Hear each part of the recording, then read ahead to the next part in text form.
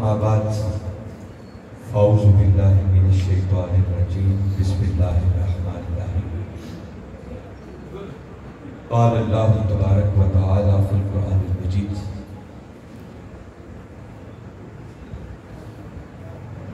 हुवल्लज़ी ख़लक़ लकुम मा फ़िल अर्दि जमीअन।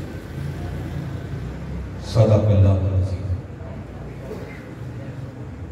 वाजिबुल एहतराम सदर मजलिस पीरे तरीक़त जनाब साहबजादा सैयद मकबूल हुसैन ईरानी शाह साहब दामत बरकातुहुल और वाजिबुल एहतराम पीरे तरीक़त जनाब साहबजादा सैयद अल्ताफ़ हुसैन शाह ईरानी साहब दामत बरकातुहुल और काबिल साद एहतराम जनाब सैयद मतलूब हुसैन ईरानी शाह साहब दामत बरकातुहुल और वाजिबुल एहतराम सैयद जुल्फ़िकार हुसैन ईरानी साहब और काबिल साद एहतराम जनाब रुकनुद्दीन साहिब मोहतरम सैफुल्लाह तारड़ साहिब सदर तहरीक मिनहाजुल कुरान तहसील मंडी बहाउद्दीन और वाजिबुल एहतराम जनाब मोहतरम ज़ुबैर सुल्तानी साहिब मोहतरम मास्टर अरशद महमूद साहिब ख्वाजा मोहम्मद साकिब साहिब और नहायत ही वाजिबुल एहतराम जनाब मोहतरम मोहम्मद इकबाल जो कि हमारे नाज़िम मेंबरशिप हैं तहसील मरकवाल। इनके अलावा दीगर काबिल सद एहतराम उलमाए कराम मुअज़्ज़ज़ मेहमानान गिरामी कायदीन तहरीक मिनहाजुल कुरान और आज की इस अज़ीमुश्शान महफ़िल मीलाद मुस्तफ़ा सल्लल्लाहु अलैहि वसल्लम में मौजूद जुमला हाज़रीन मुकर्रम। अल्लाह रब्बुल इज़्ज़त का बेपाया फ़ज़्ल व एहसान है कि जिसने अपनी तौफ़ीक़ के ख़ास और हुज़ूर नबी अकरम सल्लल्लाहु अलैहि वसल्लम के दारैन मुबारक के तसल्लुत से हमें आज की इस निहायत ही बाबरकत नशिस्त में हाज़िर होने की तौफ़ीक़ अता फरमाए और जिस हुस्न लज़्ज़, जिस खूबसूरती और जिस मोहब्बत और ज़ौक़ व शौक़ के साथ आज की इस महफ़िल का इंतज़ाम किया गया है, मैं इस पर इस मस्जिद की इंतज़ामिया को जुमला आराता हूँ। बिलख़ुसूस मोहतरम सैयद जुल्फ़िकार हुसैन ईरानी साहब को जिनकी ज़ेर निगरानी आज की ये महफ़िल हो रही है और इस मस्जिद के खादिम मास्टर अरशद महमूद साहब मोहतरम सैयद मकबूल हुसैन शाह साहब को और हर उस शख्स को जिसने किसी भी हवाले से आज की इस महफिल के इंतज़ाम व इंसराम में हिस्सा लिया है, मैं सबको दिल की गहराइयों से मुबारकबाद भी पेश करता हूँ और दुआ को कि अल्लाह रब्बुल इज़्ज़त आपकी इस काविश को अपनी बारगाह में शर्फ़ कबूलियत अता फरमाए। आज की इस नशिस्त में गुफ्तगू के उन्वान के तौर पर जो चंद कलिमात मुक़द्दसा मैंने तिलावत करने का शर्फ हासिल किया है उनकी रोशनी में बात यहाँ से शुरू कर रहा हूँ कि हाज़रीन नज़र कभी आपने इस बात पर गौर किया है और सोचा है अल्लाह रब्बुल इज़्ज़त ने ये जो कायनात बनाई, ये ज़मीन है, ये आसमान है, ये सूरज है, चांद है, सितारे हैं और उसमें करोड़हा नेमतें पैदा की और इतनी नेमतें हैं कि वो खुद कुरान पाक में कहता है व इन तउद्दू निअमतल्लाहि ला तुहसूहा कि लोगों अगर तुम अल्लाह की नेमतों को गिनना चाहो तो तुम गिन नहीं सकते। ये जो अल्लाह रब्बुल इज़्ज़त ने कायनात और इस कायनात के अंदर करोड़हा नेमतें पैदा कर रखी हैं, तो कभी आपने इस बात पर सोचा और गौर किया कि अल्लाह रब्बुल इज़्ज़त ने ये सब कुछ किसके लिए बनाया? इस कायनात का मकसूद कौन है? अल्लाह रब्बुल इज़्ज़त ने ये कायनात और कायनात की हर नेमत किसकी खातिर है?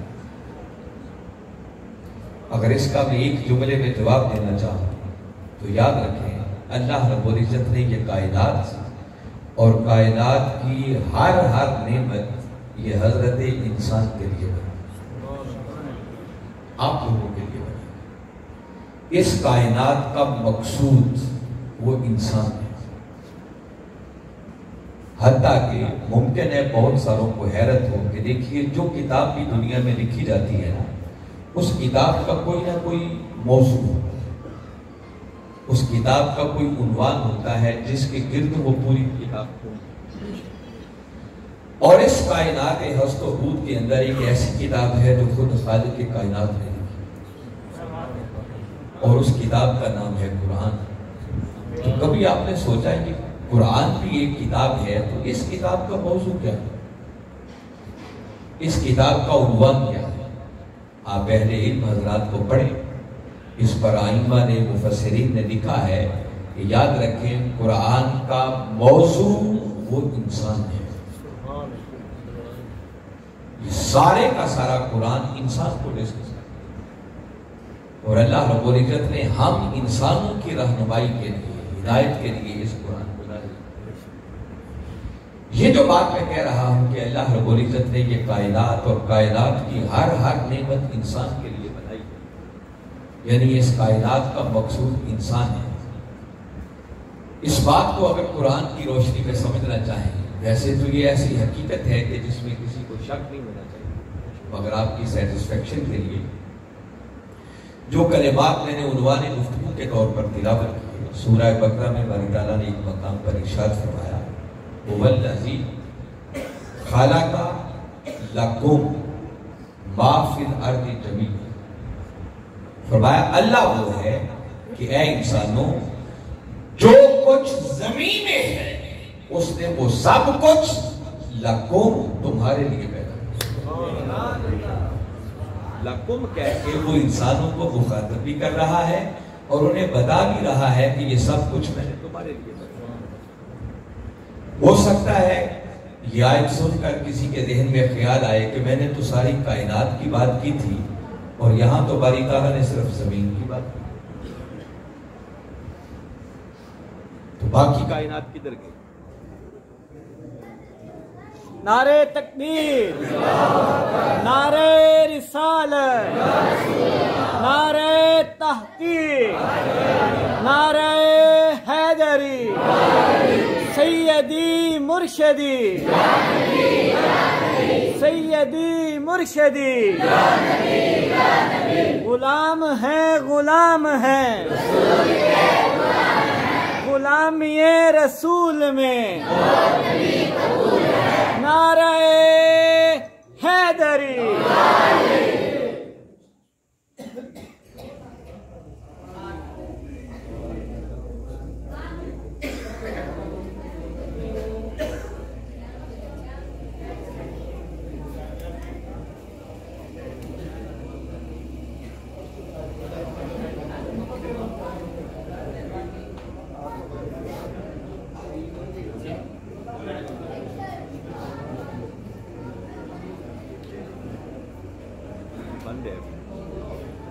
مائک آن نہیں ہے.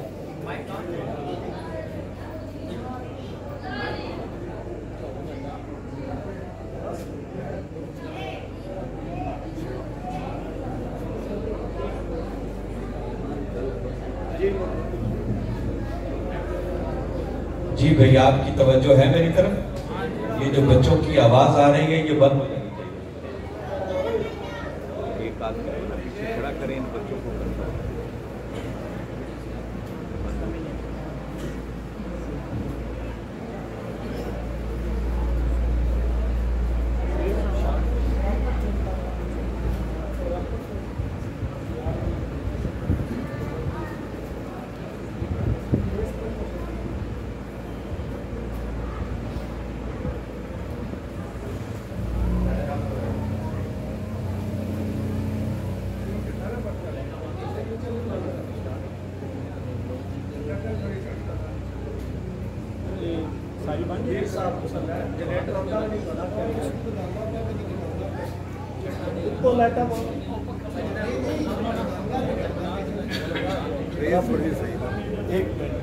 اپنا ساؤنڈ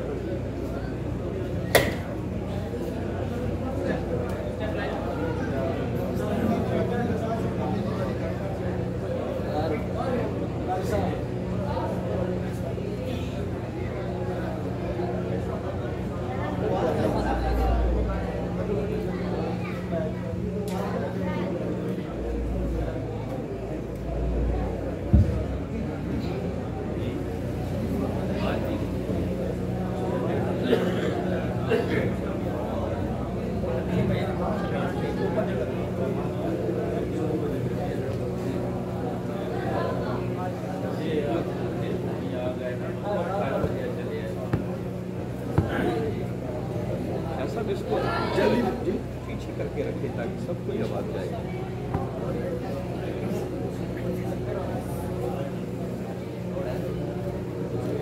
اللہ رب العزت نے یہ کائنات اور کائنات کی ہر نعمت کی انسان کے لیے بنائی. میں نے پہلے ایک آیت پڑھی جس پہ باری تعالیٰ نے صرف زمین کا ذکر فرمایا هو الذی خلق لکم ما فی الارض جمیعا. اللہ وہ ہے کہ جو کچھ زمین میں ہے فرمایا ہے انسانوں اس نے وہ سب کچھ تمہارے لیے دیا. اب اگر ذہن میں خیال آئے کہ اس میں تو صرف زمین کی بات ہے تو کائنات کی ہر شے کی بات کہاں ہے, تو دیگر مقامات پڑھیں تو یہ بھی ملے گا. میں صرف ایک ریفرنس اور دیتا ہوں. باری تعالیٰ نے ایک مقام پر فرمایا سخر لکم ما فی السماوات و ما فی الارض. یہ جو ہے نا لکم, اس کا مطلب ہے باری تعالیٰ فرماتے ہیں اے انسانوں تمہارے. تو باری تعالیٰ فرما رہے ہیں کہ اے انسانوں جو کچھ زمینوں میں ہے اور جو کچھ آسمانوں میں, جو کچھ پستیوں میں ہے اور جو کچھ بلندیوں میں ہے, اللہ رب العزت نے وہ سب کچھ تمہارے لیے مسخر کر دیا. جس سے پتہ یہ چلتا ہے کہ اگر ان دو مقامات پر اکتفا کر لیا جائے, اللہ رب العزت نے یہ کائنات اور کائنات کی ہر نعمت وہ حضرت انسان کے لیے بنائی, جس کا معنی ہے کہ کائنات کا مقصود انسان ہے. پھر ذہن میں ایک اگلا سوال پیدا ہوتا ہے کہ بھئی اگر کائنات کا مقصود انسان ہے اور اللہ نے کائنات کی ہر نعمت انسان کے لیے بنائی ہے, تو جس انسان کے لیے اللہ نے یہ سب کچھ بنایا ہے تو اس انسان کو اللہ نے کس مقصد کے لیے بنایا؟ اگر کائنات کا مقصود انسان ہے تو کیا انسان کا بھی کوئی مقصود ہے؟ تو جواب یس میں ہے کہ ہاں انسان کا بھی مقصود ہے. اگر میں پہلے ایک جملے میں عرض کرنا چاہوں تو یہ بات اپنے من کی تختیوں پر لکھ دیں کہ جس طرح کائنات کا مقصود انسان ہے اسی طرح انسان کا مقصود خود خدا ہے. اللہ رب العزت نے کائنات کی ہر نعمت وہ انسان کے لیے بنائی ہے, مگر انسان کو اس نے خود اپنی عبادت اور بندگی کے لیے بنائی. یہ بات بھی اس نے قرآن پاک میں اعلان کیا. سورہ زاریات کو پڑھیں, فرمایا وَمَا خَلَقْتُ الْجِنَّ وَالْإِنسَ إِلَّا لِيَعْبُدُونِ. فرمایا کہ میں نے جنوں اور انسانوں کو صرف اور صرف اپنی عبادت اور بندگی کے لیے پیدا. اور یہ بات بڑے زوردار طریقے سے کی ہے. اس بات کو کرنے کے دو طریقے تھے. ایک یہ تھا کہ باری تعالیٰ مثبت انداز میں فرما دیتے خلقت الجن والانس لیعبدون, کہ میں نے جنوں اور انسانوں کو اپنی عبادت کے لیے پیدا کیا. مگر باری تعالیٰ نے یوں نہیں کہا, بلکہ پہلے پیدا کیے جانے کی نفی. فرمایا ما خلقت الجن والانس, میں نے جنوں اور انسانوں کو پیدا نہیں کیا. اور پھر آگے فرمایا الا لیعبدون, ہاں اگر پیدا کیا ہے تو صرف ایک مقصد کے لیے کہ اے انسان تیری زندگی کا ایک لمحہ بھی میری عبادت اور بندگی کے دائرے میں. باری تعالیٰ بڑے واضح تو ٹوک لفظوں میں فرما رہے ہیں کہ انسان تیرے پیدا کیے جانے کا اور کوئی مقصد نہیں ہے. اگر کوئی مقصد ہے تو وہ صرف ایک کہ تیری پوری کی پوری زندگی سراپا عبادت بن جائے. تو گویا کائنات کا مقصود انسان ہے اور انسان کا مقصود خود خدا ہے. اب تیسرا سوال ایک ذہن میں پیدا ہوتا ہے کہ بھئی اگر کائنات کا مقصود انسان ہے اور انسان کا مقصود خود خدا ہے تو کیا خدا کا بھی کوئی مقصود ہے؟ خدا کیا چاہتا ہے؟ اس کا جواب یس میں ہے, ہاں خدا کا بھی کوئی مقصود. اور یہ بات بڑی توجہ کے ساتھ اپنے من کی پنہائیوں میں اتارنے میں بڑا اہم جملہ کہہ رہا ہے. حاضرین مکرم یاد رکھیں کہ جس طرح کائنات کا مقصود انسان ہے, انسان کا مقصود خدا ہے, اسی طرح خدا کا مقصود خود ذات محمد مصطفیٰ ہے.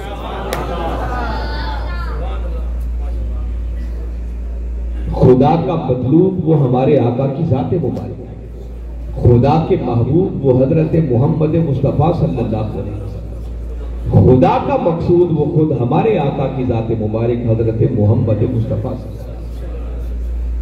پہلی دو باتوں پر میں نے کوئی زیادہ وقت صرف نہیں کیا، میں نے بس قرآن کی ایک دو آیتیں پڑھی، بات کو سمیٹ دیا، کیونکہ یہ ایسی بدیہی حقیقتیں ہیں کہ جن کا کوئی انکار نہیں کر سکتا۔ ویسے تو تیسری بات جو میں نے کی ہے یہ بھی ان سے کوئی کم درجے کی حقیقت نہیں بلکہ ان سے بھی بڑی حقیقت ہے، اور ہو سکتا ہے میری بات سن کر کسی کے ذہن میں یہ خیال کہ علامہ صاحب نے کہیں ایسے ہی جوش خطابت میں تو نہیں کہہ دیا، تو سن لے جوش میں تو میں ابھی آیا ہی نہیں، تو میں نے جو کچھ کہا ہے بہوش و حواس پوری ذمہ داری کے ساتھ یہ بات کی ہے، اور یہ بات میں دوبارہ آپ کے سامنے ریپیٹ کر رہا ہوں، دوہرا رہا ہوں، پہلے غور سے سنیں، اور یہی بات آج مجھے آپ کو سمجھنا کہ حاضرین مکرم، جس طرح کائنات کا مقصود انسان ہے، انسان کا مقصود خدا ہے، اسی طرح خدا کا مقصود خود ذات محمد مصطفیٰ ہے۔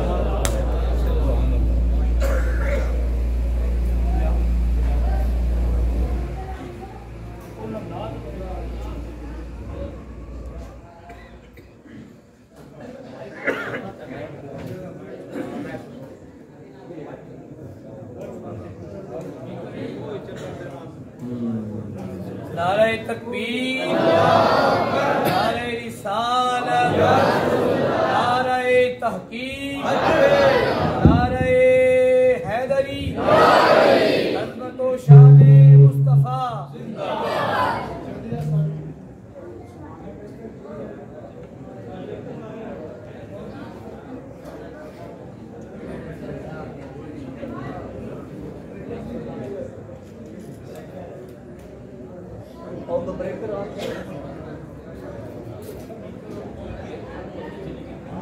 نعرہ تکبیر، نعرہ رسالت، نعرہ رسالت، نعرہ حیدری، نعرہ حیدری۔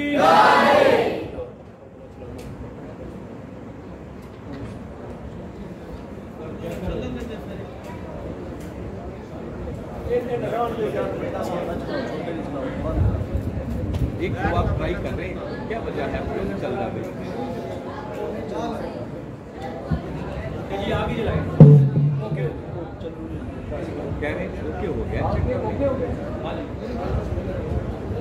ڈاٹ لگ رہے ہیں شاہ صاحب، ایک منٹ آپ چینج کر رہے ہیں۔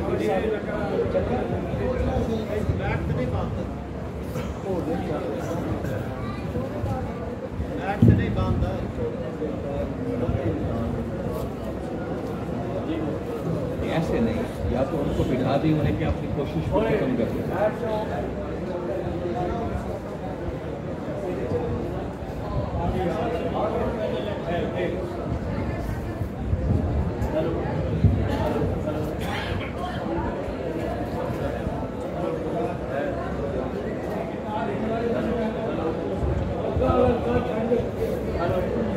تو خود ذات محمد مصطفیٰ، اللہ کا مقصود اور اللہ کا محبوب اور اللہ کا مطلوب وہ ہمارے آقا کی ذات ہے۔ میں نے بتایا کہ پہلی دو باتوں پر میں نے زیادہ وقت صرف نہیں کیا، میں نے ایک دو قرآن کی آیتیں پڑھی اور بات کو سمیٹ دی، مگر یہ جو اب تیسری بات ہے اس بات کو تھوڑا سا میں سمجھانا چاہ رہا ہوں، اور یہی آج کی میری گفتگو ہے جو آج کی نشست میں کرنا چاہتا ہوں۔ اس بات کو اگر سمجھنا ہو کہ یہ جو میں نے اتنی بڑی بات کی ہے،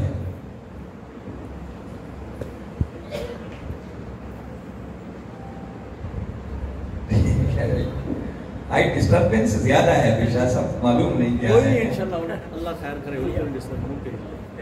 اس کا ایک ہی بار علاج کر لیجیے شاہ صاحب، پھر نکل آئے گا ثاقب صاحب، اس کو اٹھا کے باہر پھینک دیں۔ ہو گیا جناب، چھاٹ دیں ثاقب صاحب، چھاٹ دیں۔ توجہ جی سارے توجہ بس۔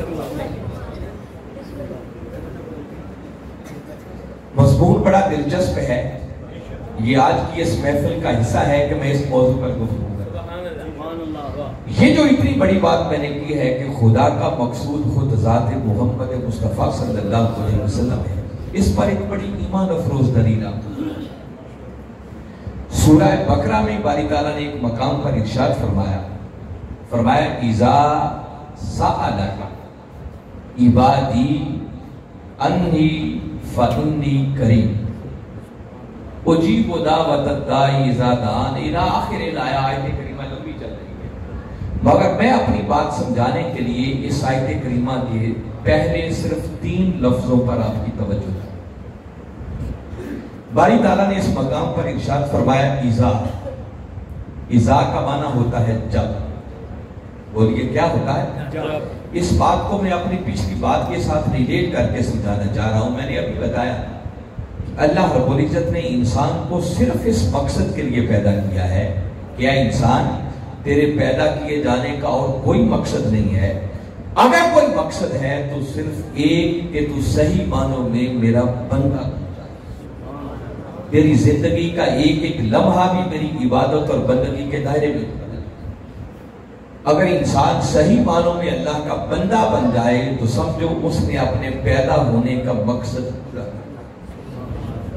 اب میں یہ سمجھانا چاہ رہا ہوں کہ اللہ رب العزت نے انسان کو جس مقصد کے لیے پیدا کیا ہے کہ وہ اللہ کا صحیح معنوں میں بندہ بن جائے تو ذہن میں سوال پیدا ہوتا ہے کہ بھئی اللہ کا بندہ بنا کیسے جاتا ہے؟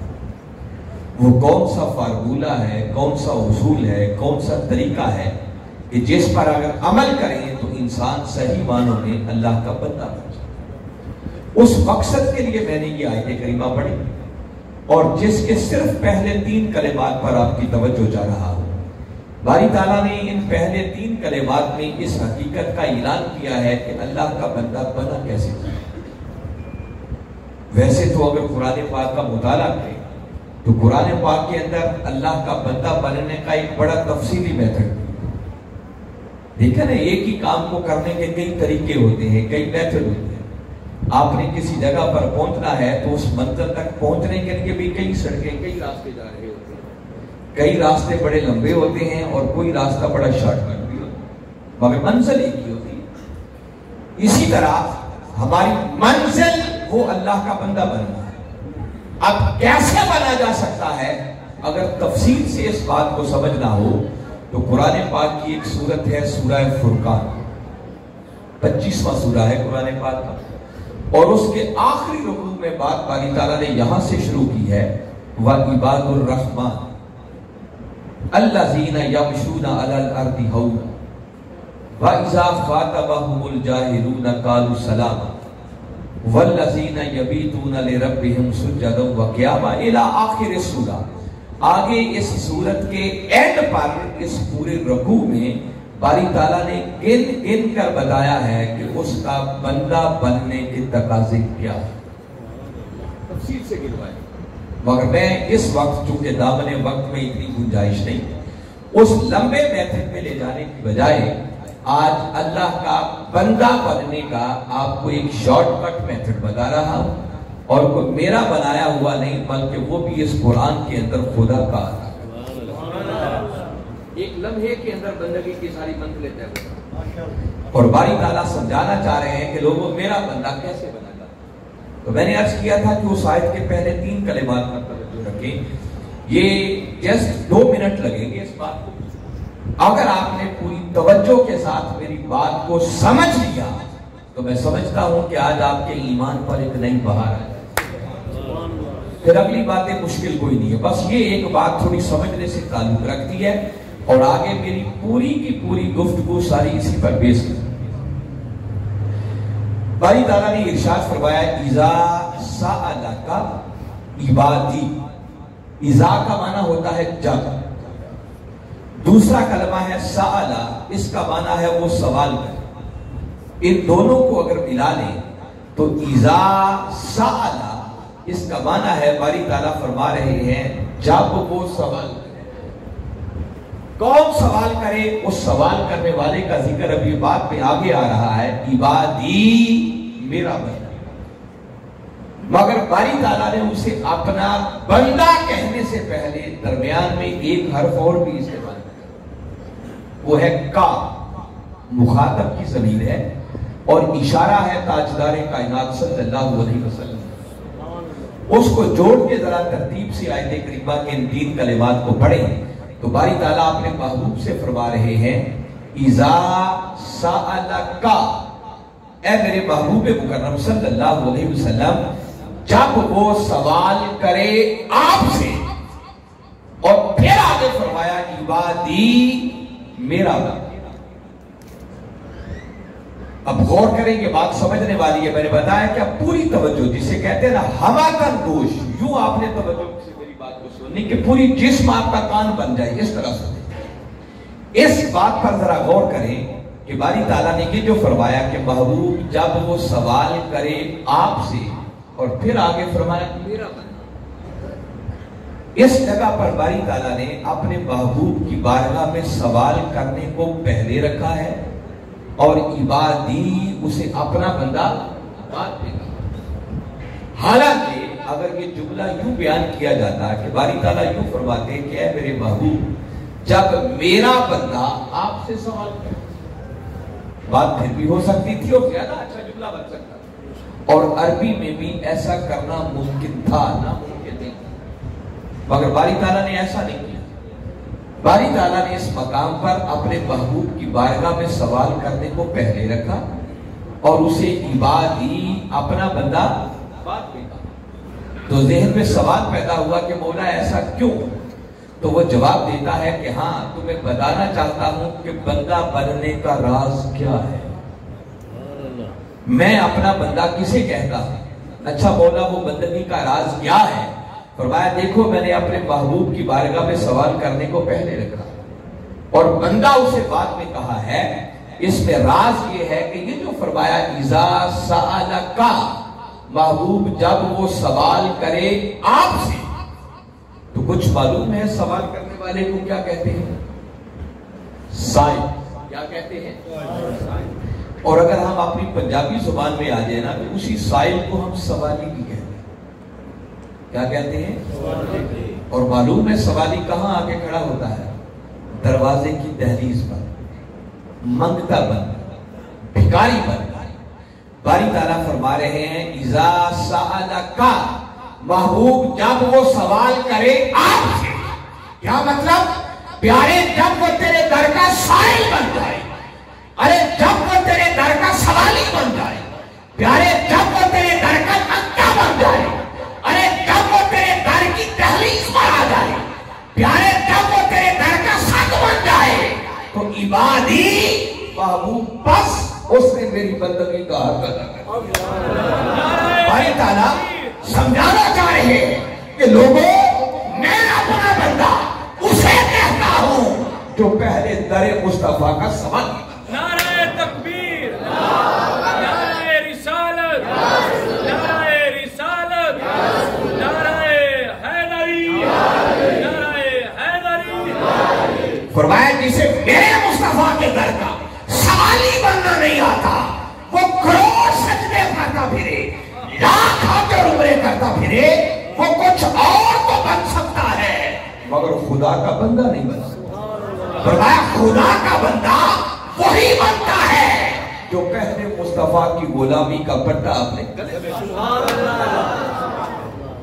बारी ताला ने अपना बंदा बनने का राज समझा दिया है कि लोगों आओ, अगर खुदा के बंदे बनना चाहते हो तो पहले दरे मुस्तफा का सग बनना सीखो। पहले मेरे मुस्तफा के दर की गुलामी का पट्टा अपने गले में डालो।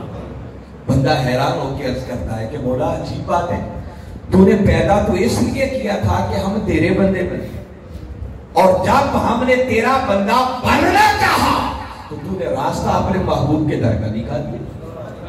जाओ, अगर मेरे बंदे बनना चाहते हो तो पहले मुस्तफा के दर के सवाली बनो, आका के दर के गुलाम बनो। मौला ऐसा क्यों? वो जवाब देता है कि लोगों, ऐसा इसलिए है कि तुम्हारा मकसूद मैं हूं, मगर मेरा मकसूद मेरा महबूब मोहम्मद मुस्तफा। लिहाजा अगर मेरे बंदे बनना है तो मेरा बंदा वही बनेगा जो पहले मुस्तफा के दर का गुलाम बन जाए। बस लोगों याद रखो कि जो जितना कमली वाले आका के दर की गुलामी को पक्का करता जाता है, وہ اتنا ہی خدا کا بندہ بن سکتا ہے، اور جو جتنا آقا کی بندگی کے دائرے سے، غلامی کے دائرے سے دور ہوتا چلا جاتا ہے، سمجھو خدا اس کو اتنا ہی اپنی بندگی کے دائرے سے دلا۔ یہ تو میں نے قرآن کی سند آپ کو، ہو سکتا ہے کئیوں کے لیے یہ بات مشکل ہو اور ان کی سمجھ میں نہ آئی ہو، اب یہی بات میں بڑی آسان کر کے آپ کو سمجھ۔ دیکھیے اللہ کی عبادت کے لیے مختلف عمل ہے، اور باری تعالیٰ تو سمپلی کہہ رہے ہیں کہ بندے تیرے پیدا کیے جانے کا مقصد ہی تب پورا ہوگا جب تیری پوری کی پوری زندگی سراپا عبادت۔ ان پوری زندگی کے اعمال میں سے میں صرف ایک عمل کی مثال لے کے آج کی بات سمجھ۔ کلمہ پڑھ لینے کے بعد جو دین اسلام کا پہلا رکن ہے، پہلا پلر ہے، وہ ہے نماز کا قائم۔ اور نماز اللہ کی ایک ایسی عبادت ہے کہ جو اللہ کے سوا کسی اور کے لیے ہو سکتی ہے، نہیں ہو سکتی۔ سجدہ کسی اور کو ہو سکتا ہے، معبود فقط ایک ہے، اور اسی کے لیے نماز پڑھی جاتی ہے، اسی کو سجدہ کیا جا سکتا ہے۔ اب وہ نماز جو نماز صرف اللہ کی عبادت ہے، جس میں کسی اور غیر کی شرکت گوارا، آئیے آج اس نماز کی تھوڑی سی حقیقت آپ کو۔ اگر آپ قرآن پاک کا مطالعہ کریں، اللہ رب العزت نے جس کثرت کے ساتھ بار بار قرآن پاک کے اندر نماز قائم کرنے کا حکم دیا ہے، شاید کوئی اور کام کرنے کا حکم نہیں۔ اس نے بار بار الفاظ بدل کر مختلف پیرائے میں، مختلف انداز میں اس نماز کو قائم کرنے کا حکم۔ مگر حیرت کی بات یہ ہے کہ باری تعالیٰ نے بار بار قرآن پاک کے اندر نماز قائم کرنے کا حکم تو دیا، مگر اس نے نماز پڑھنے کا طریقہ کوئی نہیں بتایا۔ بڑی دلچسپ بات اور حیرت کی، خوشگوار حیرت کی بات ہوتی ہے۔ آپ جائیے، میں ذمہ داری سے کہہ رہا ہوں، اہل علم لوگ بیٹھے ہیں، پورے قرآن پاک کو پڑھ لیں۔ ہم کتنی نمازیں پڑھتے ہیں؟ 5۔ سب سے پہلے فجر کی نماز۔ فجر کی نماز کی کتنی رکھتے ہیں؟ کیا کیا ہے؟ 2 سنت اور 2۔ چاہیے سارے قرآن کو پڑھ لیں، قرآن میں کہیں نہیں لکھا ہوا کہ فجر کی نماز کی 4 رکعتیں ہوں گی، 2 سنتیں ہوں گی اور 2 فرض۔ ظہر کی نماز کی 12 رکعتیں ہیں، قرآن میں کہیں نہیں لکھا کہ ظہر کی نماز کی 12 رکعتیں ہیں اور 4 سنتیں ہوں گی، 4 فرض ہوں گے، 2 سنتیں ہوں گی، 2 نفل ہوں گے۔ الغرض 5 نمازوں کی رکعتوں کا بیان قرآن میں آپ کو نہیں پائیں۔ آپ جب نماز پڑھتے ہیں تو نماز پڑھتے ہوئے پہلے نیت کرتے ہیں اور کہتے ہیں اللہ اکبر، تکبیر تحریمہ، پھر اس کے بعد ثنا پڑھتے ہیں، پھر فاتحہ پڑھتے ہیں، پھر کوئی اور سورت بھی لاتے ہیں، پھر رکوع کرتے ہیں، اس کے بعد 2 سجدے۔ ہر رکعت میں یہی کچھ کرتے ہیں نا۔ اگر کام یہی کرنے ہیں لیکن یہ آگے پیچھے ہوتا ہے، کوئی بندہ کہے کہ اچھا یہی کام کرنے ہیں تو میں آج سجدے پہلے کر لیتا ہوں، رکوع بعد میں کر لیتا ہوں، نماز ہوگی؟ جی نہیں ہوگی نا۔ اب یہ ترتیب اتنی ضروری ہے کہ اگر یہ آگے پیچھے ہو جائے تو نماز قائم، مگر اللہ نے اس بات کا ذکر قرآن میں۔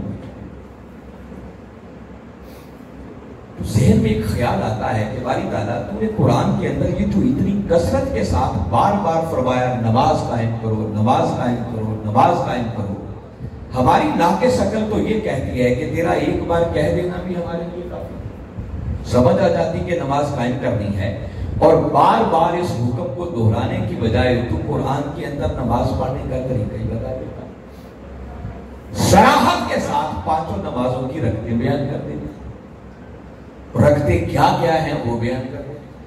اللہ نے کچھ بھی یہ بیان نہیں کیا، بس زور اسی بات پر رہا نماز قائم کرو، نماز قائم کرو، نماز قائم کرو۔ بولا ایسا کیوں؟ اب وہ اس کا جواب دیتا ہے کہ بھئی ایسا اس لیے کہ اگر میں سب کچھ قرآن میں لکھ دیتا تو لوگ خالی قرآن پڑھ کے نماز پڑھ لیتے اور کوئی میرے مصطفیٰ کا محتاج نہ رہتا۔ فرمایا نماز پڑھنے کا حکم میں نے دیا، بار بار دیا، تاکہ نماز کی اہمیت کا پتہ چلے، اور طریقہ اس لیے نہیں بتایا کہ جب پڑھنے کا وقت آئے تو بھاگتے ہوئے در مصطفیٰ کے سواری۔ نعرہ تکبیر، نعرہ رسالت۔ فرمایا اسی در کا تو تمہیں سواری بنانا مقصود ہے۔ اگر سب کچھ ہی قرآن میں لکھ دیتا تو پھر میرے مصطفیٰ کا تو محتاج کوئی نہ رہتا. اور یاد رکھیں ایسا ہی ہوا. بڑی ایمان افروز بات بتا رہا ہوں. باری تعالیٰ نے حکم بھیجا اقیموا الصلاۃ، نماز پڑھو. صحابہ کرام نے سنا، وہ بھاگتے ہوئے آقا کی بارگاہ اقدس میں آ گئے اور عرض کی آقا ہم نماز کیسے قائم کریں؟ دیکھیے نا، جب صحابہ کرام نے سوال کیا تھا کہ آقا ہم نماز کیسے قائم کریں، تو لاجیکلی اس کا جواب تو یہ بنتا تھا کہ میرے آقا جواب دیتے کہ میرے غلاموں جلدی کیا ہے، انتظار کرو، پہلی وحی آئی ہے، اگلی وحی میں اور قرآن اترنا ابھی باقی ہے، باری تعالیٰ آگے نماز پڑھنے کا طریقہ بھی بتا دیں. مگر آقا نے یہ جواب، کیونکہ خدا بھی جانتا ہے اور اس کا رسول بھی جانتا ہے کہ اب قرآن کے اندر نماز کی تفصیلات بیان نہیں. میرے آقا نے وہی کھڑے کھڑے جو جواب دیا وہ من کی تختیوں پر لکھنے والا ہے. اور میرے آقا نے ان سوال کرنے والوں کو فرمایا صلو کما رأیتمونی اصلی. فرمایا میرے غلاموں اچھا نماز قائم کرنا چاہتے ہو تو پریشان کیوں؟ فرمایا میں جو ہوں بس مجھے دیکھو اور جو جو کرتا تم مجھے دیکھتے ہو بس ویسے ویسے کرتے چلے جاؤ، تمہاری نمازیں ادا ہو. میں بڑی خاص بات کہہ رہا ہوں، وہ نماز جو عبادت کس کی ہے؟ اللہ کی. اس کی روح سمجھانا چاہ رہا ہوں کہ نماز کیا ہے، اس نماز کی حقیقت کو سمجھو. اب صحابہ نے عرض کیا آقا ہم نماز کیسے قائم کریں؟ اور آقا کیا فرما رہے ہیں؟ صلو کما رأیتمونی اصلی.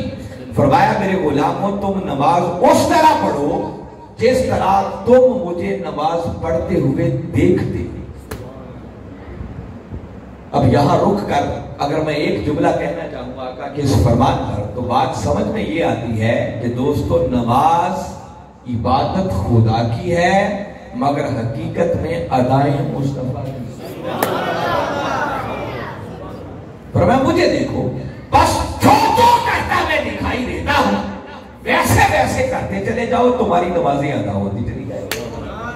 تو نماز عبادت خدا کی ہے مگر ادائیں کمری والے.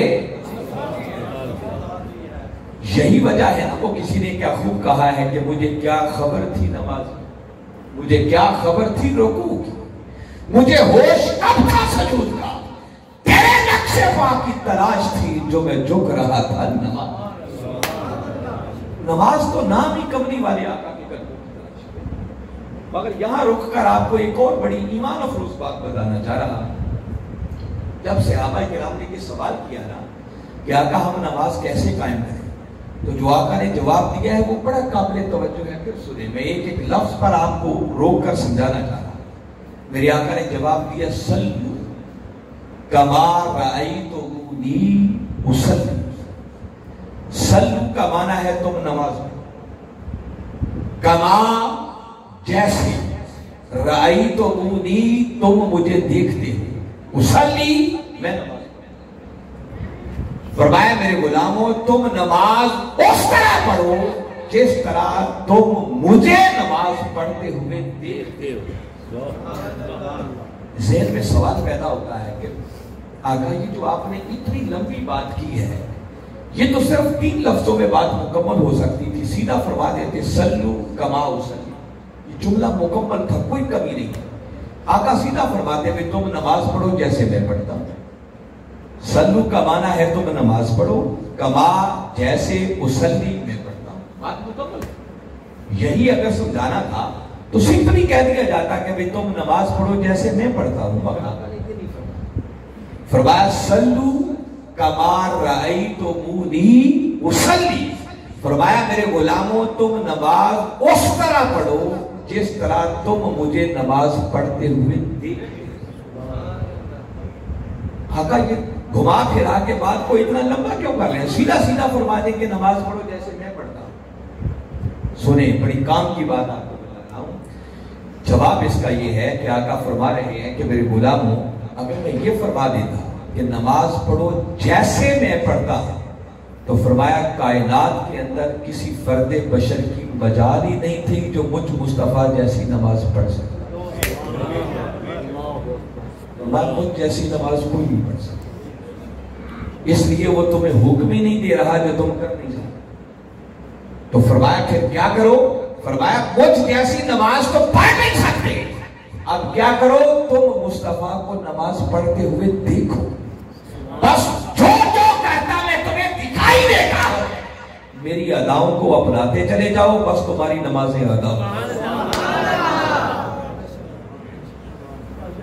غور کریں میرے آقا نے کتنی مائنیوٹ جا کر بات۔ اور اگلی ایک بات جملہ خود رضا کے طور پر بتاتا ہوں، قربان جائے کملی والے آقا کی اس شان پر۔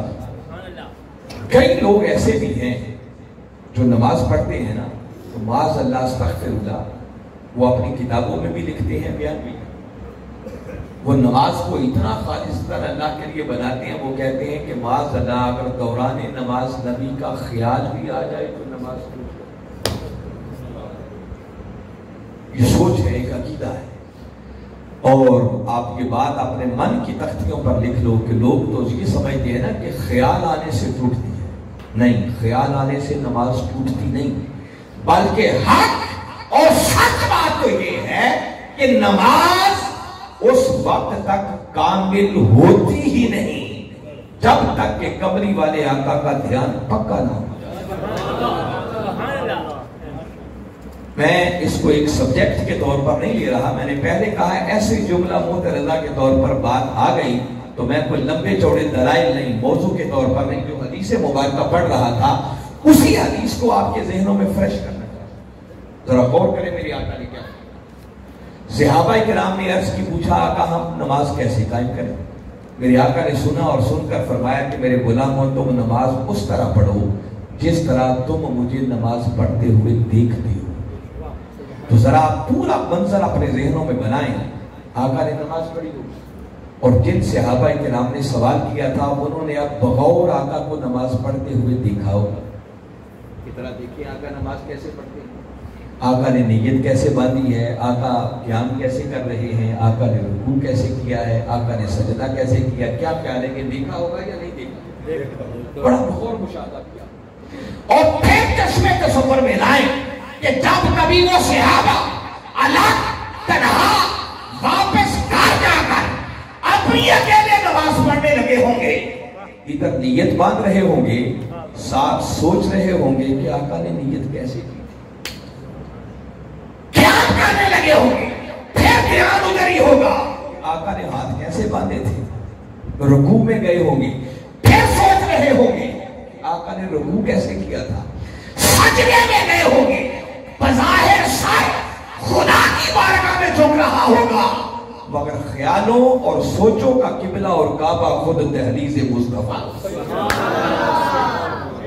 سوچیں تو ادھر ہی جمی ہوں گی نا، آقا نے سجدہ کیسے کیا تھا۔ تو بابا خیال مصطفیٰ کے بغیر تو نماز ہوتی نہیں ہے۔ وہ کون سی نماز کہ جس کے بارے میں سوچیں کہ خیال آ جائے تو معاذ اللہ نماز ٹوٹ جائے؟ میں بتا رہا ہوں کہ وہ نماز نماز ہی نہیں ہے جس نماز پہ کملی والے آقا کا دھیان پکا نہ ہو۔ کسی نے غلط پٹری پر چڑھا دیا کچھ لوگ۔ اب سنے میں یہی بات آ گئی ہے تو اس پر آپ کو ایک دو باتیں اور بھی سناتا ہوں تاکہ آپ کی بات اور پکی ہو جائے۔ ہم تو یہ سوچتے پھرتے ہیں نا کہ خیال آنے سے نماز ہوتی ہے یا نہیں۔ خدا کی قسم کبھی صحابہ کرام کی نمازوں کو جائزہ، ان عاشقوں کی نمازوں کا عالم یہ تھا کہ کئی صحابہ کرام ایسے تھے جب وہ میرے آقا کے پیچھے باجماعت نماز پڑھتے تو وہ نماز پڑھنے کے لیے جب آقا کے پیچھے کھڑے ہوتے تو ہمیشہ بائیں طرف کھڑے ہوتے۔ کدھر کھڑے ہوتے؟ بائیں طرف آتے بھی پہلے، اور جو امام کے بائیں طرف والی جگہ ہوتی اس میں قبضہ کر کے بیٹھتے۔ ایک دن کسی نے ان سے پوچھا کہ بھائی آتے بھی تم پہلے اور ہمیشہ کھڑے بھی بائیں طرف ہوتے، حالانکہ زیادہ ثواب تو امام کے دائیں طرف کھڑے ہونے۔ یہ مسئلہ تو آپ بھی جانتے ہیں نا کہ امام کے دائیں طرف کھڑے ہوں تو ثواب، تو بھائی وہ تو صحابہ کرام تھے، کیا ان کو اس مسئلے کا پتہ نہیں ہو؟ جانتے؟ جب ان سے پوچھا بھائی زیادہ ثواب تو دائیں طرف کھڑے میں ہونے میں ہے تو تم بائیں طرف کھڑے کیوں ہو؟ قربان جائے ان عاشقوں کے جواب پر، وہ جواب دیتے ہیں کہ بھائی ثواب ثبوت کے چکر میں ہم کوئی نہیں، وہ جس کو جی چاہے ثواب لے جائے، ہم تو بائیں طرف اس لیے کھڑے ہوتے ہیں اگر ہم دائیں طرف کھڑے ہو جائیں اللہ اکبر کہہ کے نیت بن جائے گی تو پوری نماز میں آقا کا بددعا بکھڑا تو نظر ہی کوئی. اور اگر ہم دائیں طرف ہوئے تو آقا پہلے دائیں طرف سلام پھیریں گے. جب دائیں طرف سلام پھیریں گے, ہم بھی دائیں طرف تھے, ہمارے چہرے بھی دائیں طرف, آقا کا چہرہ بھی ادھر سے دائیں طرف, تو یار کے مکھڑے پہ نظر تو پھر بھی نہ بھولو. کہتے ہیں ہم بائیں طرف اس لیے کھڑے ہوتے ہیں کہ جب آقا پلٹ کر بائیں طرف سلام پھیریں گے تو ہمارے چہرے ابھی دائیں طرف ہی ہوں گے. آقا پلٹ کے جیسے ہی بائیں دیکھیں گے تو یار کے مکھڑے پہ پہلی نظر ہماری. کیا محبت, کیا عشق ہے اور عاشق, جو نماز میں اتنی جدائی بھی برداشت نہیں کر سکتے. اور کئی عاشق تو اس سے بھی آگے گزر جاتے ہیں. وہ کہتے ہیں اچھا تم بائیں طرف کھڑے ہوتے ہو کہ یار کے مکھڑے پہ پہلی نظر تمہاری پڑے گی. وہ کیا کرتے, ان کو جہاں جگہ ملتی وہیں کھڑے ہو جاتے, ادھر آقا اللہ اکبر کہہ کے نیت باندھتے. اور کئی غلام ایسے تھے جو پوری نماز میں اپنا رخ پھیر کے کملی والے آقا کے مکھڑے بھی کرتے. کہاں ہماری نمازیں کہ ہم ابھی اس سوال سے نہیں نکلے کہ نبی کا خیال آنے سے نماز ہوتی ہے یا نہیں ہوتی, اور کہاں ان صحابہ کرام کی نمازیں کہ جن کے عشق کا عالم یہ تھا کہ دوران نماز بھی وہ کملی والے آقا کے مکھڑے کو کرتے. اب اگر یہ بات پھر کسی کے ذہن کو ڈسٹرب کرے کہ میں نے یہ بات کی ہے, اس پر کوئی سند دلیل, تو ایک ایمان افروز مارکا, غزوہ بدر, حق و باطل کا پہلا مارکا. اور یہ وہ مارکا تھا جس میں اللہ رب العزت نے اپنے محبوب کے غلاموں کی مدد کے لیے باقاعدہ آسمانوں سے فرشتے بھیجے. فرشتے آسمانوں سے وہ اقبال کا شعر ہے کہ فضائے بدر پیدا کر فرشتے تیری نصرت کو اتر سکتے ہیں گردن سے کتار اندر کتار. اگر بدر میں اتر سکتے ہیں تو اقبال کہتا ہے تم بدر کی فضا پیدا تو کرو, اللہ آج بھی فرشتے بھی, جس کا مطلب کہ بدر میں باقاعدہ ملائکہ آئے. اور یہ صرف اقبال کے شعر کی بات نہیں ہے, یہ بات قرآن پاک میں بھی لکھی ہے اور احادیث کی کتابیں تو بھری پڑی, باقاعدہ باری تعالیٰ نے فرشتے. آپ کبھی سورہ آل عمران کو پڑھیں, سورہ انفال کو پڑھیں, بڑی تفصیل کے ساتھ ان فرشتوں کے آنے کا آپ کو ذکر ہے. اور اتنی محققہ بات ہے کہ جس میں کسی شک کی گنجائش نہیں ہے. تاہم میں ان تفصیلات میں نہیں جا رہا, بات لمبی ہو جائے گی. جب مسلمانوں نے جیت, کافر بھاگنے پر مجبور, جب کافر بھاگ گئے اور جنگ مسلمانوں نے جیت لی, تو اسی میدان بدر کے اندر میرے آقا نے صحابہ کرام کے ساتھ مل کر با جماعت عصر کی نماز, جس جگہ نماز پڑھی گئی تھی آج وہاں مسجد بنی. جو بدر میں جاتے ہیں لوگ وہاں اس مسجد کے اندر نماز.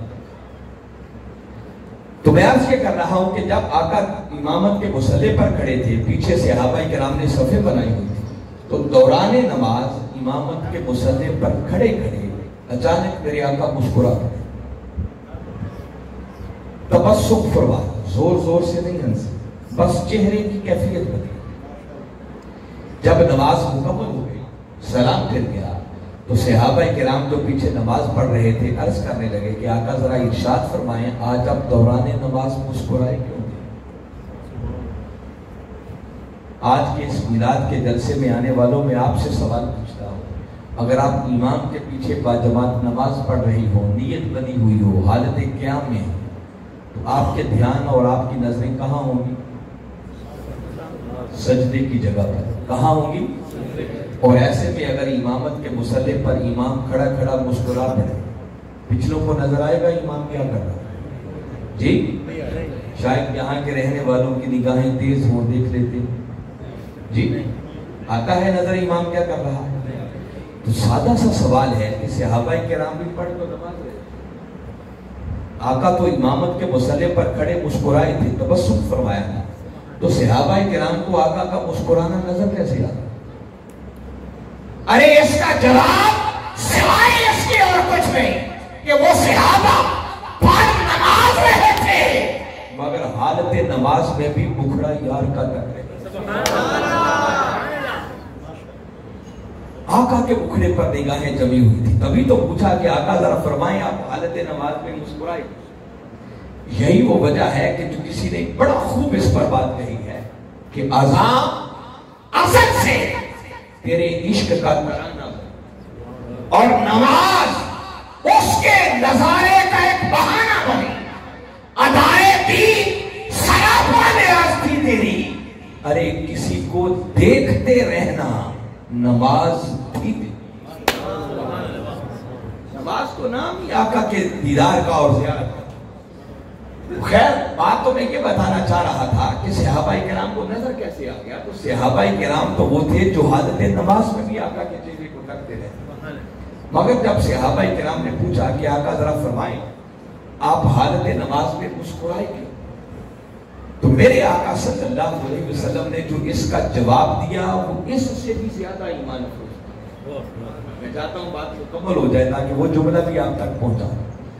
صحابہ نے پوچھا آقا ذرا فرمائیں کیوں مسکرائے.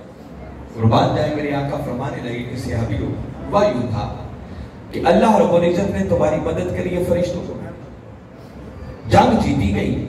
فرشتوں نے سمجھا کہ ہمارا کام تو پورا ہو.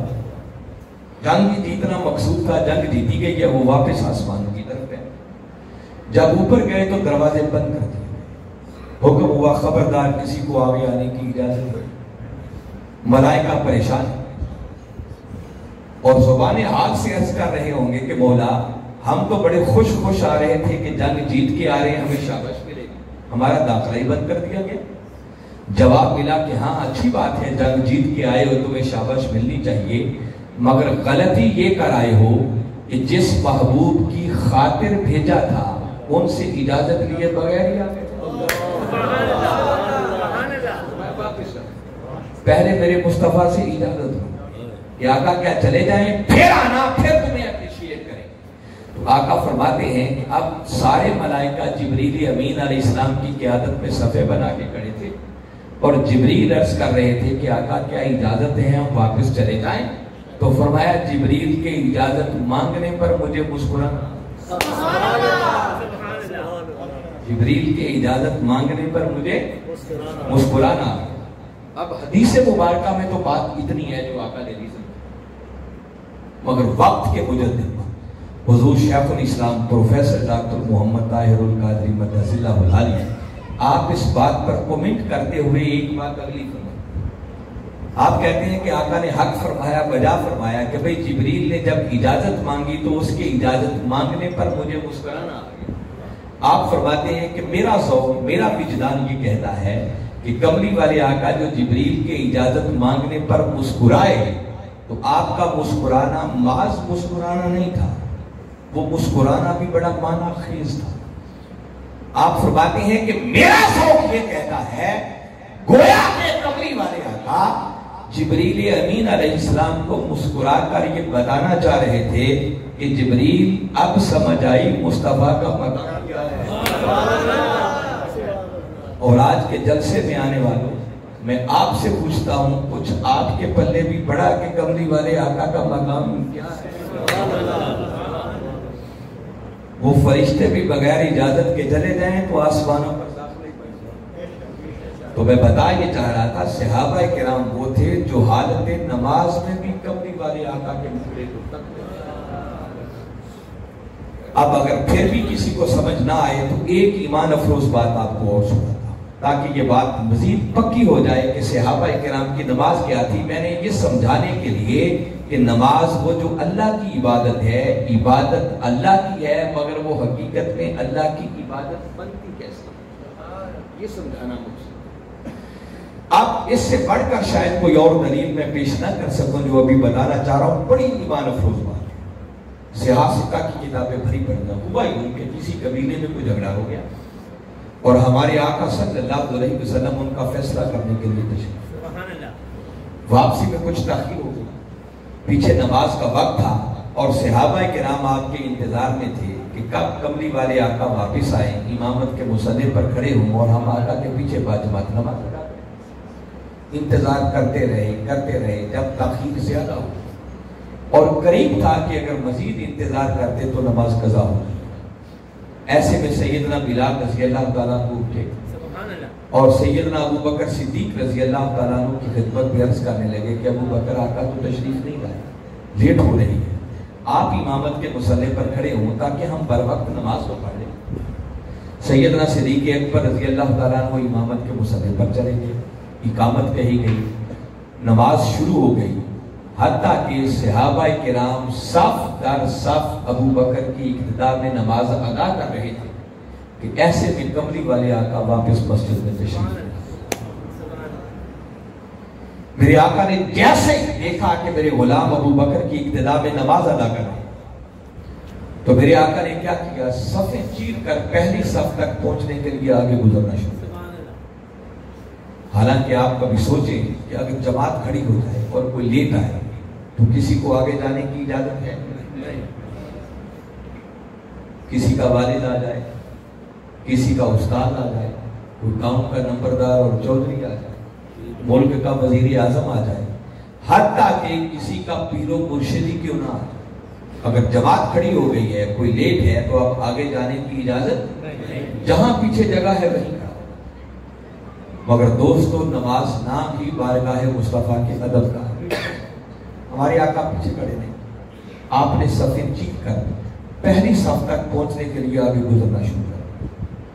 ہمارے آقا جیسے ہی پہلی صف میں سے گزرے، صحابہ کرام کی نظر پڑی، دیکھا، بیٹھ جو بھائی توجہ سے بیٹھے، ثاقب صاحب چھوڑ دیں، ان کو بھی روک اور چکر میں ڈال دیا، دھیان سے سنیں۔ جیسے ہی آقا پہلی صف میں سے گزرے، صحابہ کرام کی نظر پڑی، آقا آ گئے۔ انہوں نے کیا کیا، چونکہ نماز پڑھ رہے تھے، ہاتھ بندھے ہوئے تھے، تو حدیث مبارکہ کے کلمات ہیں فَصَفَّقَ النَّاسِ، صحابہ کرام نے اپنے ہاتھوں پر بھی الٹے ہاتھوں پر تالیاں بجائیں، کیوں؟ تاکہ اگلوں کو خبر ہو جائے کہ کائنات کے آقا تشریف لائے۔ آقا صفوں میں سے گزرتے جا رہے ہیں، تالیوں کا شور بلند ہوتا جا رہا ہے۔ اچھا، یہاں رک کر، چونکہ مسئلہ تو ایک ہی آج میں سمجھا رہا تھا، پھر سنے تاکہ آپ کا ایمان مزید پکا ہو جائے۔ ایمان سے کہیے، جب آقا صفوں میں سے گزر رہے تھے تو صحابہ کرام کا خیال آقا کی طرف جا رہا ہوگا یا نہیں جا رہا؟ جی جا رہا تھا نا۔ ارے ان کا تو خالی اپنا دھیان ہی نہیں جا رہا تھا، وہ تو تالیاں بجا بجا کر اگلوں کو بھی متوجہ کر رہے تھے کہ ہوشیار ہو جاؤ، امام الانبیاء تشریف لائے۔ مگر کسی کی نماز کو کوئی فرق نہیں پڑا۔ وہ تو معلوم نہیں ہے وہاں ادب کا عالم کیا ہوگا، جب آقا گزر رہے ہوں گے، کوئی دائیں ہٹ رہا ہوگا، کوئی بائیں ہٹ رہا ہوگا، آقا گزرتے جا رہے ہیں، صفیں پھر اسی طرح بنتی چلی جا رہی، مگر کسی کی نماز کو کوئی فرق نہیں۔ کوئی نماز جو اللہ کی عبادت ہے وہ سمجھانا چاہ رہا ہوں نماز کے۔ یہ تو تھا مقتدیوں کا حال۔ اب امامت کے مصلی پر کھڑے تھے سیدنا صدیق اکبر رضی اللہ عنہ۔ جب تالیاں بجی، زیادہ زور سے تالیاں بجی، ابو بکر نے، راوی نے خود حدیث مبارکہ بیان کرتے ہوئے روک کر کے آگے ایک جملہ بیان کہتے ہیں کہ جو امامت کے مصلی پر سیدنا صدیق اکبر کھڑے تھے، یہ وہ ابو بکر ہیں کہ جب نماز پڑھتے تھے تو یکسوئی کا عالم یہ ہوتا کہ ان کی توجہ کبھی دائیں بائیں اس کمال یکسوئی سے نماز پڑھتے، مگر ابو بکر کہتے ہیں کہ اس دن تالیاں اتنی بجیں کہ میں جو امامت کے مصلی پر کھڑا تھا تو سوچنے پہ مجبور ہو گیا کہ کہیں مجھ سے کوئی غلطی تو نہیں ہوگی۔ صحابہ کرام کس بات پہ متوجہ کرتے ہیں؟ پہلی رکعت تھی، ابھی جسٹ سورہ فاتحہ مکمل ہوئی تھی، کوئی غلطی ہوتی تو سمجھ میں آتی، جب کوئی غلطی سمجھ میں نہ آئی تو ابو بکر کہتے ہیں کہ دل سے آواز نکلی کہ ابو بکر سوائے یار کی آمد کے کوئی اور سبب نہیں ہو سکتا، کہیں آقا تشریف نہ لے آئے، جائیے حدیث کو پڑھیے۔ بس ادھر خیال آیا، ابو بکر جو امامت کے مصلی پر کھڑے ہو کر نماز پڑھا رہے تھے، ابو بکر نے مصلی پہ کھڑے کھڑے یوں چہرہ پلٹ کے دیکھا کہ کہیں حضور تو نہیں آ رہے۔ یہ نماز کی کیفیت، صحابہ کی نماز کیا؟ ابو بکر نے جیسے ہی پلٹ کر دیکھا تو تب تک میرے آقا پہلی صف تک تشریف لا۔ ابو بکر نے جیسے ہی آقا کو پہلی صف میں موجود پایا، ابو بکر نے امامت کا مسئلہ چھوڑ دیا، پچھلے قدموں واپس۔ جیسے پیچھے ہٹنے لگے، اب آقا پہلی صف میں پہنچ چکے تھے، میرے آقا نے دیکھا کہ ابو بکر مصلی چھوڑ کے پیچھے آنے لگے تو فَأَشَارَتْ إِلَيْهِ، یہ حدیث مبارکہ کے کلمات ہیں، میرے آقا نے وہیں پیچھے مصلی پر کھڑے کھڑے ابو بکر کو یوں اشارہ کیا، اور اشارہ کرنے کا مطلب یہ تھا کہ ابو بکر مصلی نہ چھوڑ، یہیں کھڑا رہے، آج میں نبیوں کا امام بھی تیرے پیچھے ہی نماز ادا قربان جائے ابو بکر کے مقدر پر کے لیے آقا یہ ابو بکر نے اتنا اشارہ جو دیکھا تو وہیں مصلی پر کھڑے کھڑے اللہ کی حمد بیان۔ حمد کا مطلب شکرانے کے کلمات کہے کہ مولا تیرا شکر ہے، تیرے محبوب نے اس قابل سمجھا کہ مجھے مصلی پر کھڑے رہنے کا موقع دیا۔ مگر اتنی بات کر کے وہ کھڑے پھر بھی نہیں، مصلی چھوڑ دیا، پچھلی صف میں میرے آقا امامت کے مصلی پر جماعت کرائی، نماز پڑھائی۔ جب نماز مکمل ہو گئی تو میرے آقا نے ابو بکر سے ایک سوال پوچھا، وہیں بیٹھے بیٹھے سارے مقتدی بھی وہیں سے صحابہ کرام ہے، اور آقا نے ابو بکر سے پوچھا کہ ابو بکر بتا، جب میں نے تمہیں حکم دیا تھا کہ امامت کا مصلی نہ چھوڑ، یہیں کھڑے رہنا، تو بتا میرے حکم کے باوجود بھی تو نے امامت کا مصلی کیوں چھوڑا؟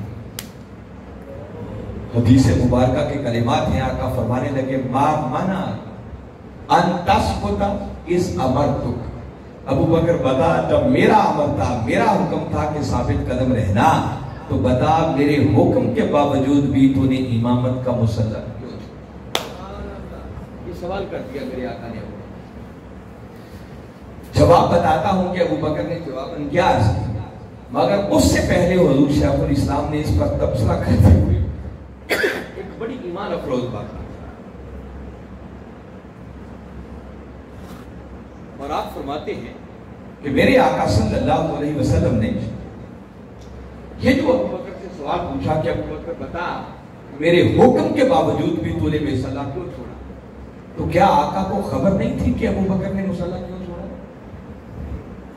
کیا خیال ہے آپ؟ جی، اور یہ کوئی علم غیب کا مسئلہ نہیں ہے، ہمارا عقیدہ تو یہ ہے نا کہ آقا تو سینوں میں چھپی ہوئی نیتوں کو بھی جانتے ہیں، تو یہ تو بابا بڑا سادہ سا معاملہ۔ دیکھیں نا 14 صدیاں بیت گئی، خالی حدیث مبارکہ پڑھیں تو اتنی سمجھ تو ہمیں بھی آتی ہے کہ ابو بکر نے مصلی چھوڑا تھا تو آقا کے ادب کی وجہ سے چھوڑا، تو کیا باز اللہ میرے آقا کو اتنی سمجھ بھی نہیں تھی؟ سمجھ تھی، جانتے تھے کہ ابو بکر نے مصلی کیوں چھوڑا، مگر سوال یہ ہے کہ جب جانتے تھے تو پھر پوچھا کیوں؟ پوچھا ابو بکر بتا میرے حکم کے باوجود بھی مصلی کیوں چھوڑا؟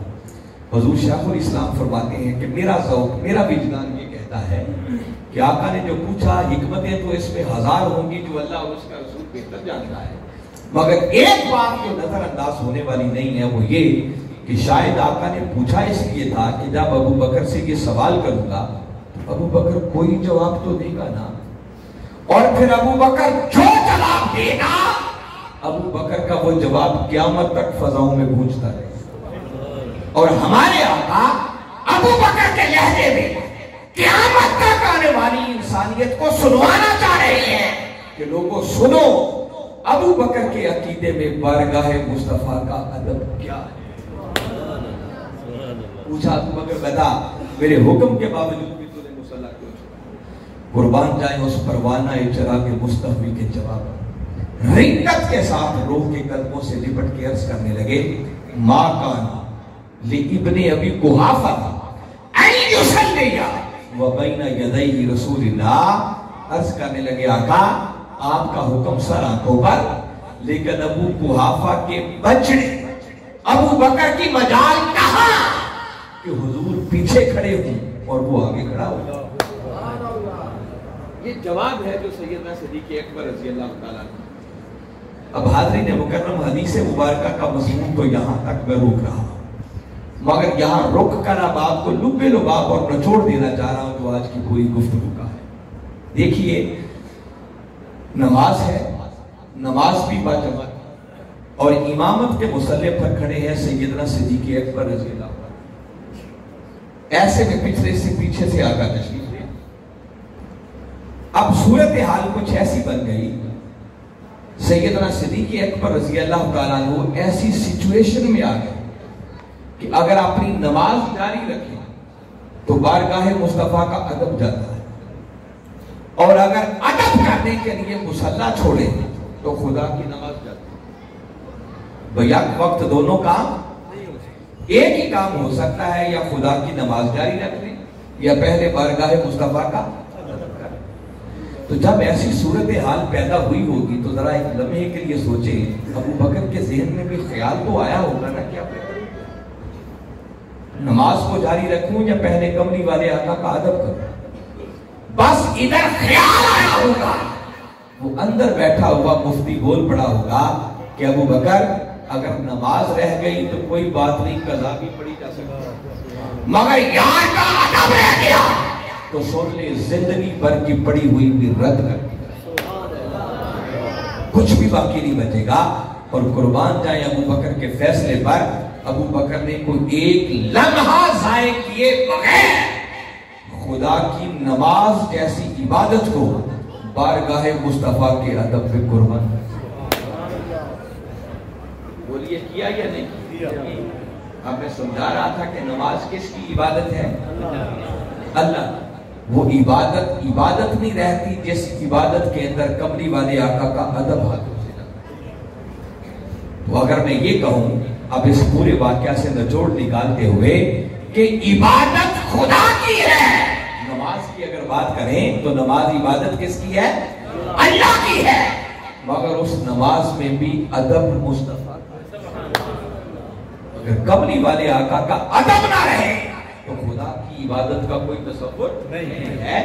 یہ وجہ ہے کہ باری تعالیٰ نے فرمایا لوگوں آؤ، اگر خدا کے بندے بننا چاہتے ہو تو پہلے مصطفیٰ کے در کا غلام، پہلے میرے محبوب کے در کی غلامی کرنا سیکھو، کیونکہ جب تک کملی والے آقا کی غلامی کا پٹا گلے میں نہ ڈالا جائے تب تک یاد رکھیں خدا کی بندگی کا حق ادا نہیں۔ اور آخری بات اسی نقطے پر جو میں سمجھانا چاہ رہا ہوں کہ چلو آج کا یہ مضمون مکمل ہو جائے، نماز کی بات شروع ہو گئی ہے تو کبھی اس نماز کی حید پر ہو۔ ہم جب نماز پڑھتے ہیں تو دیکھیے سب سے پہلے جب نیت مانتے ہیں تو ہم کہتے ہیں اللہ اکبر۔ جب آپ اللہ اکبر کہتے ہیں تو آپ نے کس کی بڑائی بیان کی؟ پھر اس کے بعد ثنا پڑھتے ہیں، جب ثنا پڑھی سبحانک اللہم و بحمدک تو یہ کس کی ثنا ہے؟ پھر آپ نے سورہ فاتحہ پڑھی، کہا الحمدللہ رب العالمین، سب تعریفیں اللہ کے لیے، یہ کس کی حمد بیان ہوئی؟ آپ رکوع میں گئے، جا کر کہا سبحان ربی العظیم، یہ کس کی تسبیح بیان ہوئی؟ آپ سجدے میں گئے، پھر کہا سبحان ربی الاعلیٰ، یہ کس کی تسبیح ہے؟ اللہ کی بڑائی، اسی کی ثنا، اسی کی حمد اور اسی کی تسبیح۔ ایسے ہی آپ 2 رکعتیں پڑھیں، مغرب کی 3 پڑھیں یا عشاء کی 4 پڑھیں، ہر رکعت میں یہی کچھ پڑھا جائے گا۔ مگر آئیے اب نماز کی قبولیت بتاتا ہوں، نماز بنتی کیسے؟ بندے نے جتنی رکعتیں بھی پڑھی، اب اس نے چاہا کہ مولا میں نے جو تیری بڑائی بیان کی ہے، تیری ثنا بیان کی ہے، تیری حمد بیان کی ہے، تیری تسبیح بیان کی ہے، چاہتا ہوں کہ اب یہ ٹوٹی پھوٹی عبادت کب ہو جائے۔ ذرا نماز کی حید پر غور کریں، جب بندے نے اپنی کوئی عبادت قبول کروانا چاہی تو جواب ملا کہ اچھا بندے، اب اگر چاہتا ہے کہ تو نے جو میری حمد بڑائی اور تسبیح کی ہے قبول ہو جائے تو اب ساری حرکتوں کو چھوڑ، اب دوزانو ہو کر گھٹنے ٹیک کر ادب کے ساتھ پہلے بارگاہ مصطفیٰ میں بیٹھ۔ باری تعالیٰ نے بڑے ادب سے بٹھا لیا اور بٹھا کر آج اسے فرمایا، اب نماز کے اندر یہ حقیقت ہے جس کا کوئی انکار نہیں کر سکتا، فرمایا بندے اب ادب سے دوزانو ہو کر ذرا دھیان کر میرے مصطفیٰ کی طرف اور اپنی زبان سے کہہ السلام علیکہ ایھا النبی، اے نبی تجھے سلام۔ سلام کرتے ہیں یا نہیں کرتے؟ جی دیکھیں نا، آپ نماز پڑھ رہے ہو، کوئی قریب سے آپ کے گزر رہا ہو، آپ اس کو سلام کر سکتے ہیں؟ سلام کیا نہیں، نماز گئی۔ اچھا سلام کرنا تو بڑی دور کی بات ہے، اگر وہ جاتا ہوا شخص آپ کو سلام کر دے جواب دے سکتے ہیں؟ جواب دیا تب بھی نماز۔ اور نماز کو ذرا غور کریں، نماز خدا کی عبادت ہے، مگر وہ خدا کی عبادت مکمل نہیں ہوتی جب تک اس نماز میں پہلے مصطفیٰ کو سلام ہوتی ہے نماز۔ پھر اس کے بعد اگلی قابل غور بات یاد رکھیں، یہ مسئلہ آپ کو فقہی مسئلہ بتا رہا ہوں، یہ جو ہم تشہد پڑھتے ہیں التحیات للہ والصلوات کے بعد، یہاں سے لے کر عبدہ و رسولہ تک پڑھنا یہ واجب ہے. کیا ہے؟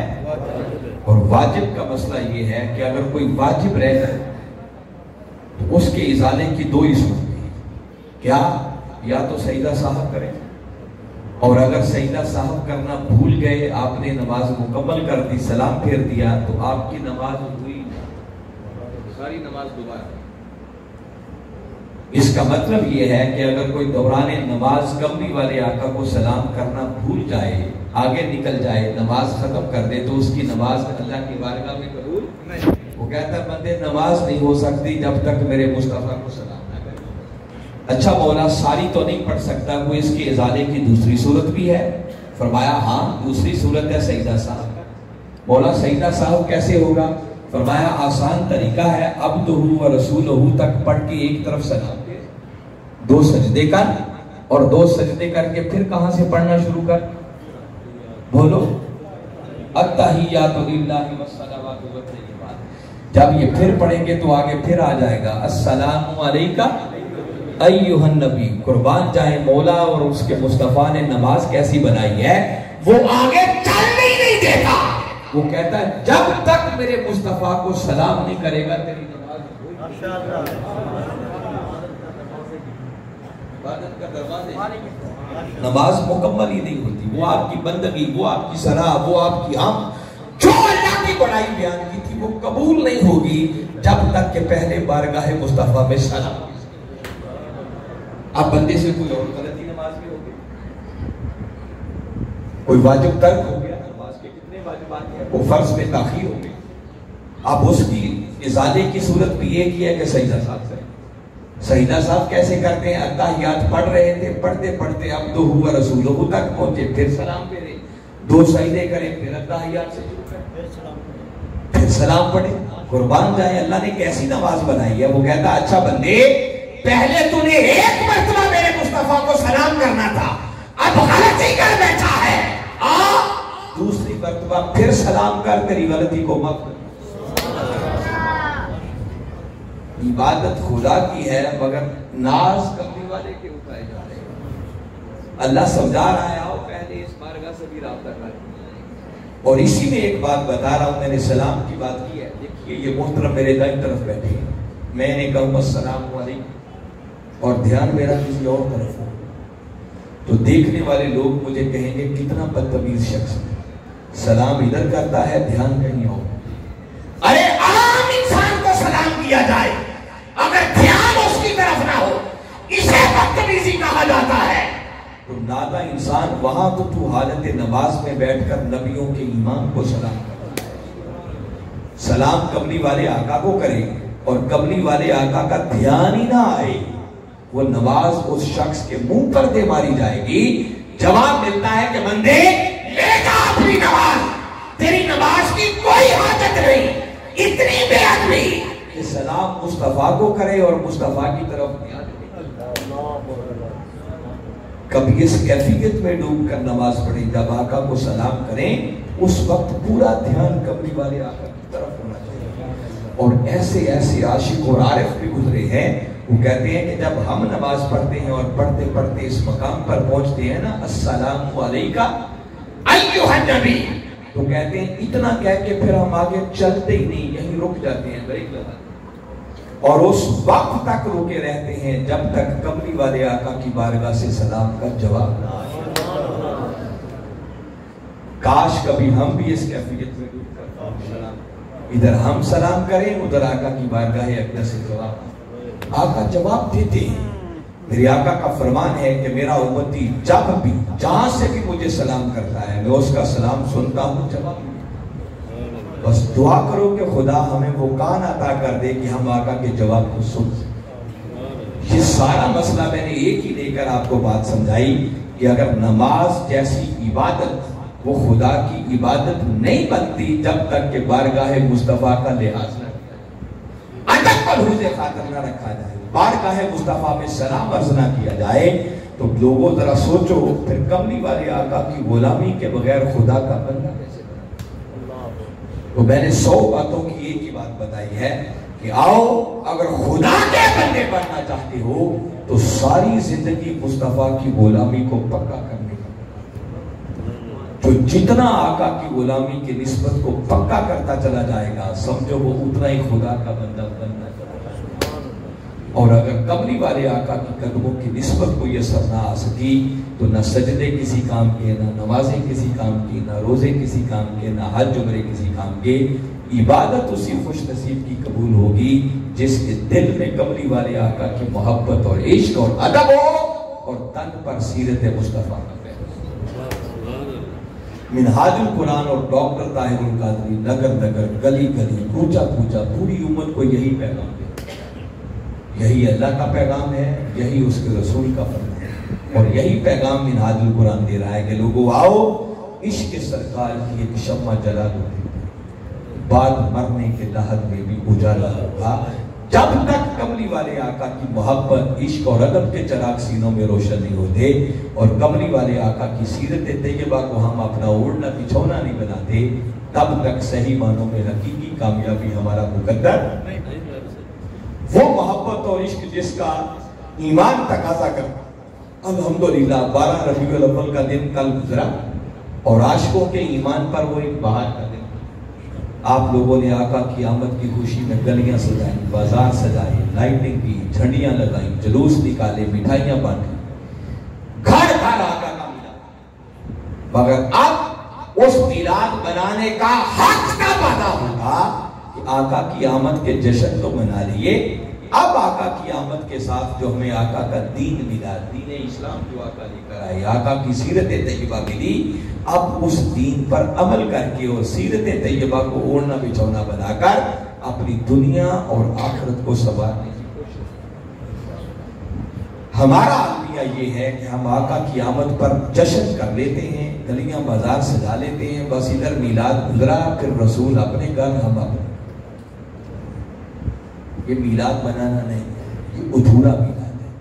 میلاد پورا کب ہوتا ہے کہ آقا کی آمد کی خوشیاں بھی کرے اور آقا کی آمد کے ساتھ جو آقا کی سیرت طیبہ ملی ہے اس سیرت کے رنگ میں خود کو رنگ کر ہر شخص کم از کم اتنا تو سمجھ جائے، اتنا تو اچھا ہو جائے کہ جو دیکھے بے ساختہ اس کی زبان سے نکلے کہ جس نبی کے غلام اتنے اچھے ہیں وہ نبی خود کتنی شان والا۔ اور یہ ظلم ہے، اپنی جان پر ظلم ہے۔ آقا کی آمد کے ہم جشن کرتے ہیں مگر 5 وقت کی نماز کی بھی فرصت ہے۔ اللہ نے مال دیا ہے تو زکوٰۃ ہم کوئی نہیں دے، رمضان آ جائے تو روزے رکھنے کی توفیق ہمیں نہیں۔ جس دین کو مانے بیٹھے ہیں اللہ نے ایک ہی کتاب قرآن کو نازل کیا ہے، مگر گریبانوں میں جھانک کر دیکھیں ہم میں سے کتنے ہیں جن کو صحیح ڈھنگ کے ساتھ وہ کتاب پڑھنا آتی ہے، اور اگر پڑھنا آتی ہے تو وہ کتنے ہیں جو پڑھیں تو ان کو سمجھ بھی آتی ہے کہ اس کتاب کے اندر لکھا گیا۔ تو سوچیں جس امت کو قرآن پڑھنا کوئی نہیں آتا، جن کو سمجھ کوئی نہیں قرآن میں لکھا گیا ہے، تو وہ عمل اس کتاب کا خیال کرے۔ تو میں میلاد کا پیغام دے رہا ہوں کہ جہاں آقا کی آمد پر اتنا خرچ کرتے ہو، جشن مناتے ہو، اب یہ میلاد بنانا تقاضا کرتا ہے کہ آقا کی آمد کے نتیجے میں جو دین ملا ہے، قرآن ملا ہے، اسلام ملا ہے، اس دین کو سمجھ کر اس پر عمل بھی کریں اور اپنی دنیا کو بھی کامیاب بنائیں اور اپنی آخرت کو۔ کم از کم اتنا عہد تو کر کے اٹھنا چاہیے کہ اب 5 وقت کی نماز کبھی قضا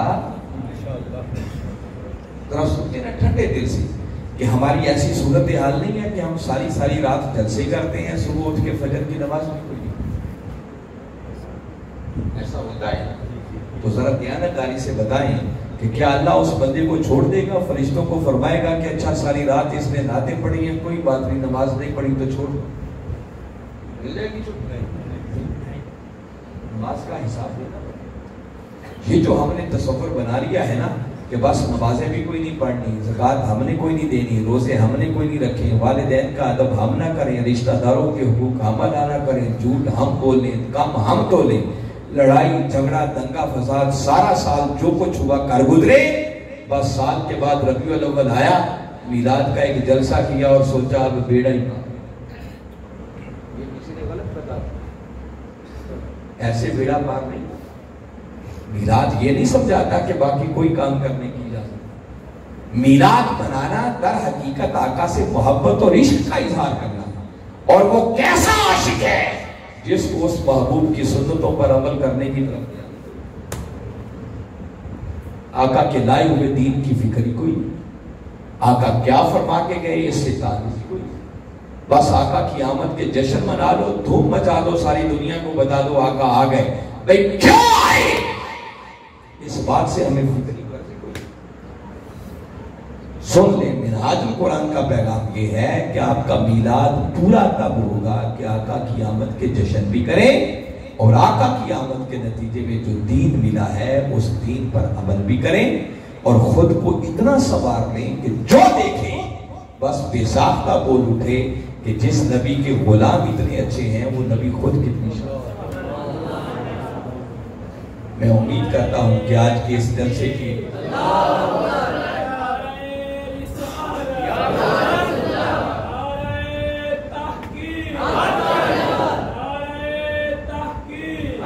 بس میری گزارش یہ ہے کہ حاضرین مکرم کی چند باتیں جو میں نے کی ہیں ان کو اپنے من میں جگہ دیں، ان پر سوچیں، غور و فکر کریں۔ زندگی میں کوئی لمحہ تو ایسا آنا چاہیے نا جب برائی کی طرف اٹھتے ہوئے قدم رک جائیں اور نیکی کی طرف بڑھنا شروع ہو جائے۔ زندگی میں کوئی تبدیلی آنا چاہیے، معلوم نہیں آنے کب۔ اللہ رب العزت کی بارگاہ میں دعا ہے کہ میں نے جو کچھ کہا سمجھ کر ایمان لانے کی اور اس کے مطابق عمل کرتے ہوئے آقا کی سچی اور سچی غلامی کا پردہ اپنے گلے میں ڈالنے کی توفیق عطا فرمائے۔ اور جن ساتھیوں نے آج کی محفل کا اہتمام کیا ہے میں دل کی گہرائیوں سے ان کو مبارکباد بھی پیش کرتا ہوں، اور دعا کو ہوں کہ اللہ رب العزت آپ کی اس کاوش کو اپنی بارگاہ میں قبول فرمائے۔ وما علینا الا البلاغ۔